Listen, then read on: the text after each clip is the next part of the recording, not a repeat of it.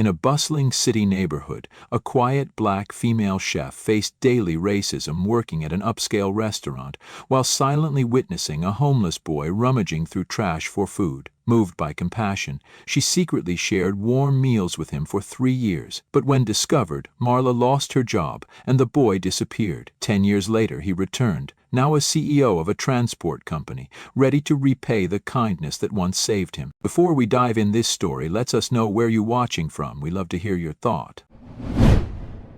The street outside Langford Avenue pulsed with energy, like every weekday noon in the heart of the city.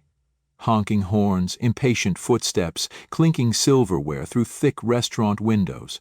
Life here never slowed.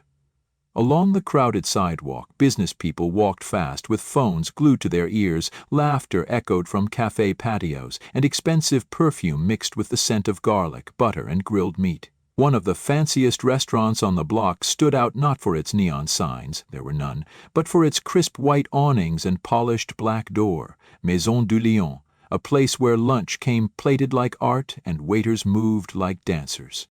Inside the kitchen it was louder. Orders flew across the line. "Pick up on table 8! Fire the duck!" Heat radiated from the burners. Stainless steel counters gleamed. The staff, mostly young, white, ambitious, moved with urgency, their sleeves rolled, their voices sharp. Among them, Marla existed almost like background noise. 32. Tall, brown-skinned, with natural coils pulled back into a tight bun under her chef's cap, she moved with quiet precision. Her hands worked fast, but her eyes always looked elsewhere, not out of distraction, out of habit. A habit built from years of being talked around instead of to, being called you instead of by her name. Being met with micro-glances that said, "You don't belong here," no matter how clean her station was. They didn't like her much. Some ignored her completely.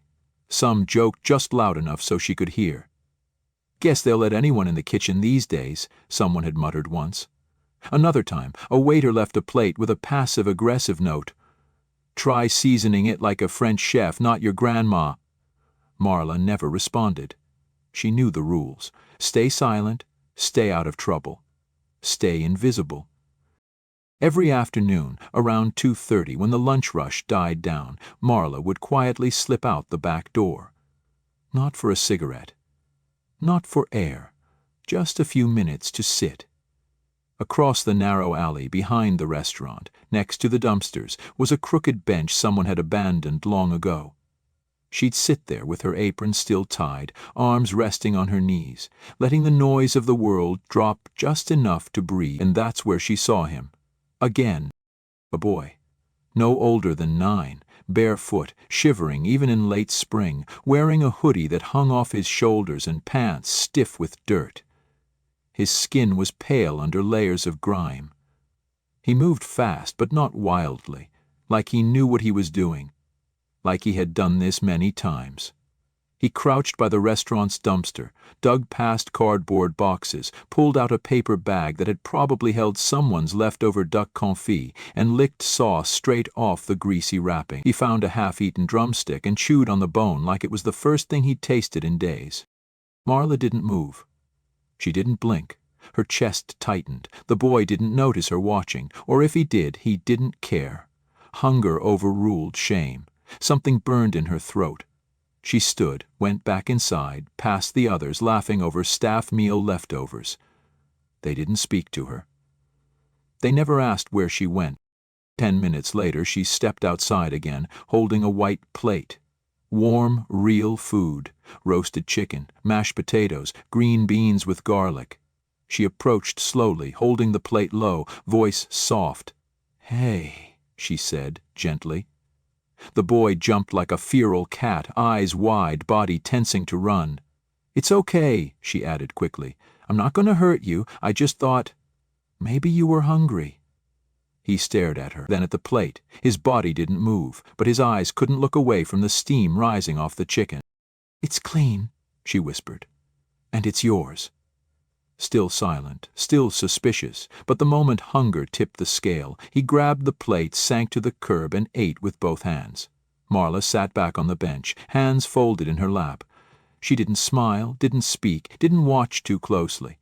She just stayed silent witness to the quietest kind of gratitude. And when the plate was empty, the boy looked at her for the first time. Not long, just enough to register her face, then he ran. She didn't chase.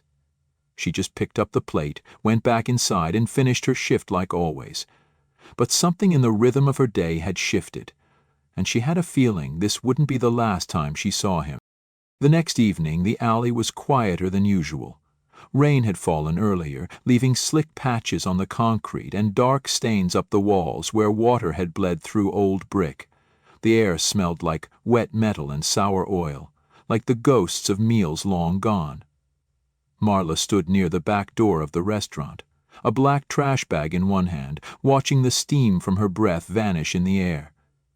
She wasn't in a rush. She almost never was these days. Rushing meant bumping into people, giving them another reason to sigh or roll their eyes or say something low enough to not get reported but loud enough to hurt.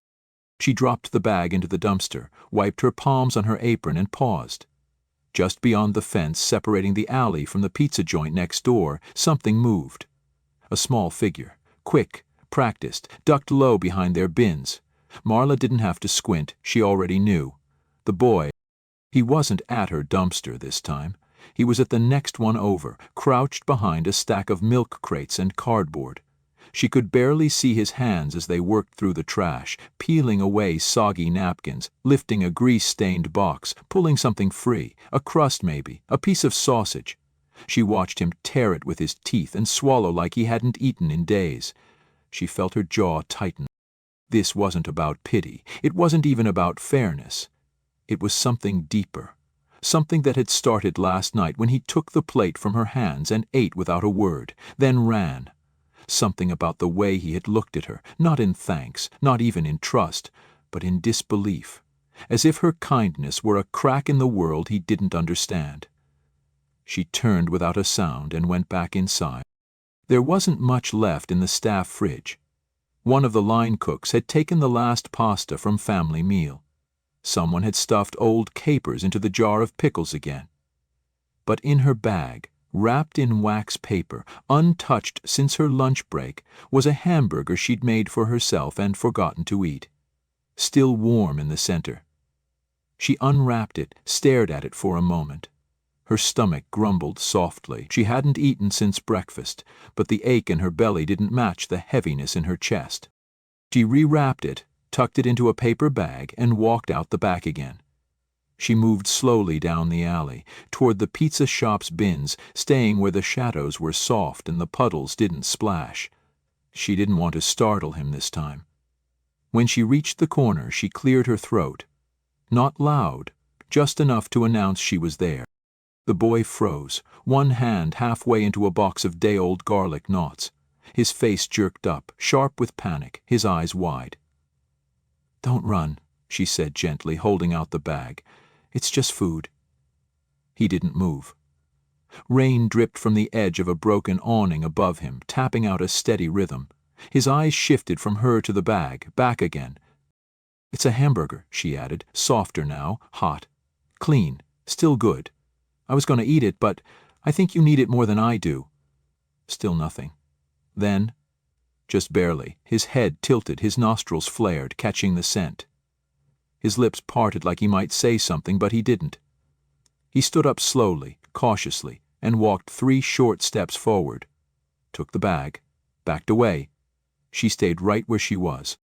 He unwrapped it like it might disappear if he moved too fast, and when he took the first bite, large, messy, desperate, something in Marla's throat knotted so tight she had to look away. "I'm not going to ask your name," she said. "Not unless you want me to. I'm not here to chase you off. She paused. The words felt heavy, uncertain. "I just don't like seeing you like this." He didn't stop eating, but his eyes flicked up for a second, then down again. Marla waited a while, let him finish most of it before she spoke again. "I work over there," she nodded toward the back of Maison du Lion. "If you come around the same time tomorrow, like around lunch or dinner, I'll make sure there's something for you. You won't have to dig for it." The boy licked ketchup off his thumb, still not speaking. "I'm not doing it for anything, just so you know," she added. You don't owe me." He looked at her, really looked, and for a flicker of a second something passed through his expression. Not relief, not yet. But maybe— pause. Maybe a thread of wonder, like he couldn't decide if this was a trap or a miracle. Then, almost imperceptibly, he gave the tiniest nod. Marla nodded back. Not big, not emotional, just enough. She turned and walked away first, slow and steady, the way you leave an animal you don't want to spook. Back to the kitchen, back to her station, back to the jokes behind her back and the names they didn't bother to remember. But something had changed. The air felt different in her lungs. Her hands didn't shake when she chopped the chives. Her shoulders sat just a little straighter. She didn't look out the window. She didn't check if he was still there. She didn't have to, because somehow she already knew. He'd be back. He came back the next day. Not at the exact time she'd told him, but close enough that she knew it wasn't coincidence. He didn't approach immediately. Instead, he lingered across the alley, near the corner where shadows softened the bricks and muffled the traffic sounds. Marla spotted him through the steam from the dishwasher as she dried a cutting board, the back door slightly ajar, letting in a breeze that smelled of garbage and city life. He stood still, arms crossed, eyes tracking the movement of restaurant workers as they took smoke breaks or dumped buckets of mop water. When no one was looking, when it felt safe, he edged closer to the door. She had the sandwich ready this time, wrapped in foil, tucked inside a brown paper bag with an apple and a folded napkin. She didn't say much when she stepped outside, just gave him a soft nod, the kind you'd give someone you're hoping to see again but don't want to scare off. He accepted the food with the same quiet suspicion, ate with the same quick, focused hunger, then disappeared without a word. It happened again the day after that, and again, always around the same time. Weeks passed, then months. The season shifted. The summer heat gave way to brittle autumn winds, and by then it had become a ritual neither of them named. Sometimes he showed up with a rip in his jacket that she couldn't ignore. One day she left an old sweatshirt folded on the bench beside the meal. Didn't say a word. The next day he wore it. Sometimes he didn't come, and those days sat heavy on her chest for reasons she didn't admit out loud. It wasn't just about the food anymore. It hadn't been for a while. The others in the kitchen remained the same. Same smirks, same deliberate forgetfulness of her name. Once, one of the new hires, a sous chef from Connecticut, saw Marla rinsing out an empty container and asked, "Hey, can you throw this in the trash, Marie?" She didn't correct him. She never did. After years of working twice as hard to be seen half as much, she had learned that pushing back only made things worse. But she held her tongue differently now. It didn't taste like surrender anymore. It tasted like she had a secret, a good one. Something they would never notice, never understand, never be part of. That thought made it easier to come in each morning, easier to endure the underhanded jokes and the way no one ever invited her to join the group photo when the manager's birthday came around. One afternoon in early spring, he surprised her. He wasn't waiting outside like usual. She stepped out with a wrapped sandwich in hand, looked toward the alley and saw no one. She stood there for a minute, unsure, then turned to set the bag down on the bench, and there he was, slipping out from behind the stack of milk crates, a broom in his hand. He had been sweeping. Quietly, carefully. The broom was old and splintered, probably something he found, but he used it with surprising care, pushing bits of paper and leaves into a tidy pile beside the wall. Marla blinked, caught off guard. She smiled, not wide, just a little. "Trying to earn your lunch now?" she teased softly. He didn't smile back, not exactly, but there was a flicker, something in his face that relaxed, that let her see the faintest outline of a grin. That became a new part of their rhythm. The boy still hadn't told her his name. She hadn't asked. But one evening, as she handed him a paper cup of hot soup, she said quietly, "You know, I can't keep calling you Hey You." He looked at her for a long second, then shrugged. "Call me whatever you want," he muttered. His voice was small, rough, like it hadn't been used in days. "Okay," she said, thinking, "how about Jay?" He shrugged again. "Sure." "All right then, Jay," she said gently. "Dinner's ready." Over the next year, he became more than just a shadow in the alley. He learned her schedule, knew when the prep cooks left for cigarettes, when the head chef was usually away on calls. He stayed longer, sometimes finishing his meals beside her as she sat on the bench, the two of them watching stray cats wrestle over scraps near the dumpsters. They still didn't talk much, but they didn't have to. It was in the way he didn't flinch when she handed him food anymore, the way he waited instead of sneaking. It was in the way she started keeping plastic cutlery in her coat pocket just in case, and always made enough for two. Still, it was a secret. She knew better than to let the others see. Once, a hostess came outside while Marla was finishing her break, and Jay ducked so fast behind a crate that he scraped his hand on a nail. Blood dotted his knuckles. She cleaned it with a napkin and didn't say anything. But that night she brought a little first aid kit in her tote bag and stashed it behind the bench, just in case. For 3 years this hidden friendship, if it could be called that, bloomed like a quiet garden between walls. No photos, no words, just hot food passed between hands, and the strange, steady comfort of being seen, even when the rest of the world looked away. And though neither of them ever said it, Marla sometimes found herself wondering as she scrubbed her station at the end of each shift. What would happen if someone found out? Would they care? Would they fire her? Would they even believe her? She didn't know. She only knew one thing: she'd still show up tomorrow, and she had a feeling. So would he. The day had started like any other. Marla arrived early, long before the kitchen noise filled the air. She liked the quiet, the stillness before the chaos, when she could be alone with the sound of knives being sharpened and the soft hum of the refrigerators. Her hands moved on instinct now, slicing, searing, seasoning. The rhythm of a woman who had done the same job for so long, her body didn't need to think. But inside, something stirred. Not nerves exactly, just a tightness in her chest she couldn't name. It had rained earlier, and the alley behind the restaurant was slick again, dotted with puddles reflecting the dull gray sky. She'd made chicken that day. Braised thighs with rosemary, buttered green beans, and a square of cornbread she'd wrapped in foil to keep warm. Jay had helped her break down boxes the day before, and she'd noticed how skinny his arms had gotten again, how pale his face looked in the cold light. She made a little extra without even thinking. By mid-afternoon, the restaurant was in its usual mid-rush frenzy, servers yelling for dishes, the head chef barking about timing, someone cursing over spilled sauce. In the middle of it all, Marla kept her head down, lips pressed in a tight line. She kept glancing at the clock. 3:10. Almost time. When she finally stepped outside with the food tucked into a paper bag, Jay was already waiting near the bench, arms crossed like always, pretending not to be cold even though his breath came out in pale clouds. She handed him the meal and sat down beside him, pulling her coat tighter. Neither of them said anything at first. The air was heavy with something unspoken, not dread exactly, but the strange quiet that comes before a change neither of them could feel coming. "Made the cornbread sweet this time," she said, just to break the silence. He nodded, chewing slowly. "Tastes good," he muttered, and for a moment her chest eased. They didn't notice the door open behind them. The manager's voice cut through the air like glass. "What the hell is going on here?" Marla froze. She didn't need to turn to know who it was. She recognized the sharp edge in his voice, the way it always carried authority wrapped in disgust. Jay dropped the fork, his body snapping upright like a startled deer.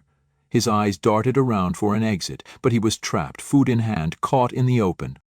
The manager stepped forward, looking down at the boy, then at the half-eaten plate, his face twisted. "You've been feeding him? Out of my kitchen?" Marla stood, slow but steady, body tight with something halfway between shame and defiance. "It's just leftovers," she said, voice low. "Leftovers?" he snapped. "This is theft, Marla. That's product inventory. This is a health violation. This is a liability. It's food," she said, sharper now. "And he's a child."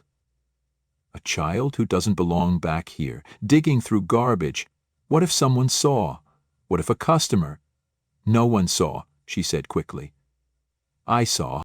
PJ was already backing away. His eyes flicked to her, wide and panicked, and she could see the apology in them before he even said it. Except he didn't say it. He just turned and ran.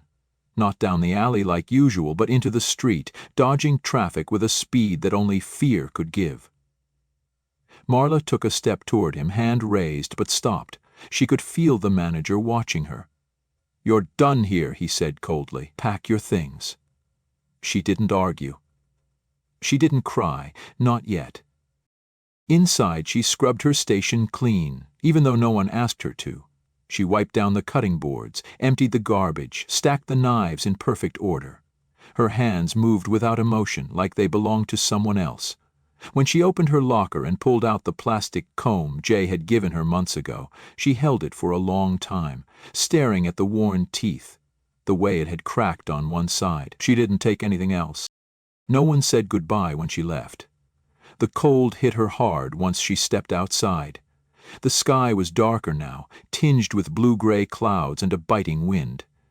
She walked down the alley, the place where everything had begun, and sat on the bench not knowing what else to do. Her hands rested on her knees. Her breath came out in little clouds. He didn't come back that night, or the night after, or the one after that. She waited for him in silence. She brought food the next day anyway, just in case. She left it on the bench and watched until the sky went dark. It was still there when she picked it up, cold, untouched. She searched for him in the following days. Checked behind the pizza place, walked further down the block than she ever had before, asked a few nearby vendors, vaguely, never by name, just descriptions. No one had seen him. No one ever really looked. He was invisible to everyone but her. In bed that week, Marla stared at the ceiling with her coat still on, the streetlight painting long stripes across the walls. She kept going over it in her head. The moment he looked at her, then bolted, the fear in his eyes. She wondered if he blamed her, if he hated her now, if he thought she'd brought the manager out on purpose. The idea made her stomach twist. Eventually, she stopped bringing food. The ache of carrying full bags back home, untouched, was worse than the hunger they were meant to soothe. But she didn't stop checking. She passed the alley often, walked slower near the pizza shop, waited an extra minute at the corner before turning. Still nothing. Days turned into weeks, then months. She tried to tell herself he was okay, that maybe he'd found a shelter, that maybe someone else had taken him in, that maybe he'd gotten too old to hide behind crates and wait for scraps, maybe he was moving on. But late at night, when no one could hear, she whispered into the dark, barely breathing, "I'm sorry, baby. I'm so sorry." And in the silence that followed, she listened for footsteps that never came. The years rolled forward with a strange kind of silence. After she lost the job, Marla didn't spiral the way some might have expected. She didn't beg for a second chance, didn't file a complaint, didn't even speak the manager's name aloud. Instead, she took what little she had saved, found a run-down corner space with chipped paint and a gas stove barely working, and started over. No signs, no neon lights, just Marla's, printed in faded gold letters above the window, a modest soul food cafe that smelled like childhood and patience, the kind of place where strangers sat close and left warmer than they came. She didn't get rich. She didn't want to. She made enough to pay rent, keep the lights on, hand out a free meal now and then to a kid who reminded her of someone she never stopped thinking about, and though she never said his name. Not even in her thoughts. She thought of him more often than she liked to admit, on rainy nights when the wind slipped through the window frame, or on cold mornings when the cornbread was browning just right and she caught herself looking out toward the street, expecting to see a thin figure in a worn hoodie hovering by the door. 10 years passed this way, quietly, without warning.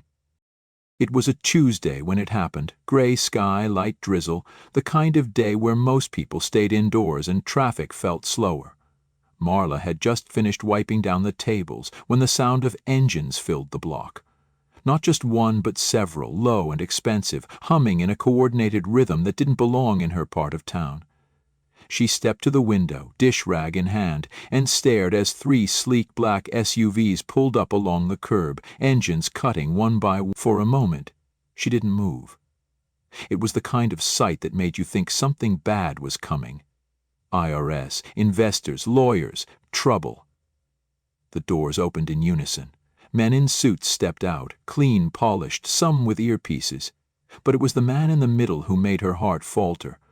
Tall, composed, wearing a slate-gray tailored coat over a crisp white shirt, hands bare, face calm, eyes scanning the storefront. Like he'd been here before, like he was home. He opened the cafe door himself, the little bell chiming overhead. Marla didn't speak. Couldn't. Her hands tightened on the rag unconsciously, her breath catching in a way that hadn't happened in years. He smiled, soft, almost shy, and then he said the only thing that could break her open. "Miss M?" Her throat tightened. Her knees went weak, but she didn't let them show. She blinked once, then twice, and in that moment she saw everything that had once been hidden in the boy's eyes. The hunger, the guilt, the searching. But now there was something else layered over it all. A steadiness. A man. "You found me," she finally whispered, voice catching on the edge of breath. "I never stopped looking," he said. She walked forward slowly, unsure if she was still dreaming, unsure if touching him might make the image vanish. But when she reached out, he stepped into the hug first, arms around her like he'd been waiting a decade for permission. He was solid, warm, taller than she remembered, but when he held her, she felt the same fragile weight she used to see in that alley.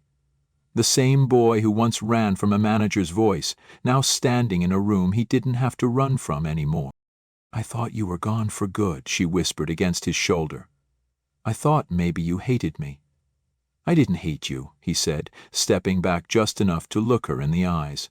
"I thought I ruined your life. I thought leaving was the only way to stop being a burden."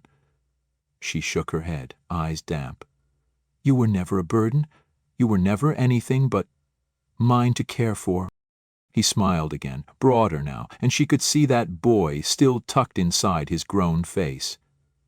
"I got a job at a warehouse after I ran, slept under trucks for a while, saved every dollar I could, drove box trucks until they let me manage routes, learned everything I could about logistics and freight." He paused, eyes sweeping the small cafe. "Now I own one of the biggest transport companies in the state. We move things for people. But what I've been waiting for was to move you." She laughed through a sob, shaking her head. "I don't need saving." "I know," he said gently. "But I owe you more than one hot meal. And this place, it deserves to breathe. I want to renovate it, give you staff, a real kitchen, and if you'll let me, I want you to come live with me. My house has more rooms than I know what to do with." Marla stepped back slightly, looking around her cafe. The faded curtains, the chipped counter, the stove she'd coaxed back to life 100 times. It wasn't much, but it had held her. It had held memories. "You don't owe me anything," she said. "I don't," he agreed. "But I love you anyway." The words came quiet, certain, and without shame. Not romantic, not performative, just truth.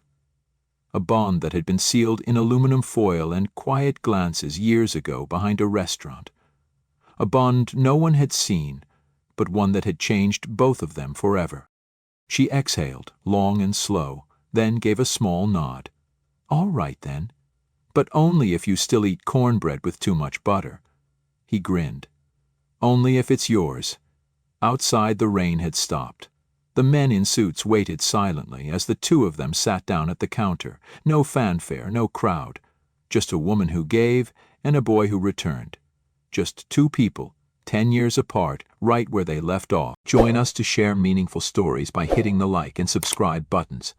Don't forget to turn on the notification bell to start your day with profound lessons and heartfelt empathy.